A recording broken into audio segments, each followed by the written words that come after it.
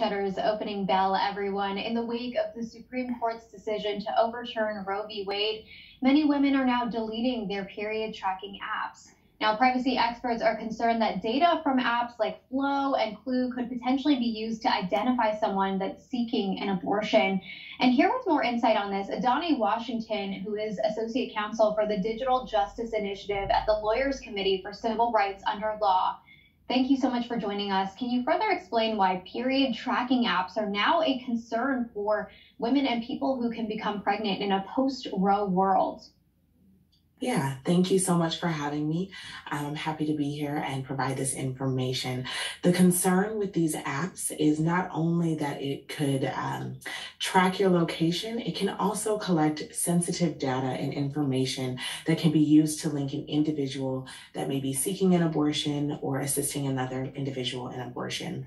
Now, these period tracking apps can be useful for helping women monitor their birth control and healthcare, but on the flip side, many of these apps do not have strong privacy protections to ensure that that sensitive data and information that it is collecting is protected. This could mean that information is being sold to third parties, or that information is being maintained and kept for longer periods of time, even beyond when you've deleted the app.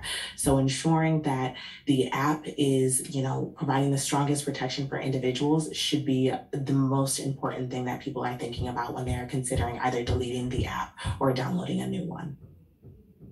Yeah, it gives another layer to the privacy protection issues that we're seeing also unfold here. So you can understand the correlation between someone who's using this different platform maybe and that information getting into a third party through the privacy issues. How could this also make someone vulnerable who's helping someone else to get an abortion? Right. So your phone is likely picking up data points, and it doesn't even have to be a period tracking app. It could be a number of other apps on your phone outside of kind of like the location apps or the mapping apps. It could also be a gaming app or one of your other social media apps that is picking up data points on your location and where your movements are. So if you're taking someone else to seek an abortion and you're sitting in the waiting room for them, your phone can still track that you are there. So there should be concerns just generally for all individuals about the privacy protections that your app provides and the end-to-end encryption that is offered by different apps. There's special messaging apps that can be used to protect conversations, especially when there's sensitive information involved. In terms of those that are helping others go to seek abortions at different locations, be wary of the apps that you're using at the time. Ensure that those apps, you've got the location services turned off on your phone for specific apps if you intend to use those while helping others. Okay, so it sounds like using end-to-end encryption when speaking or using communications on these different platforms, and also you mentioned turning off location services.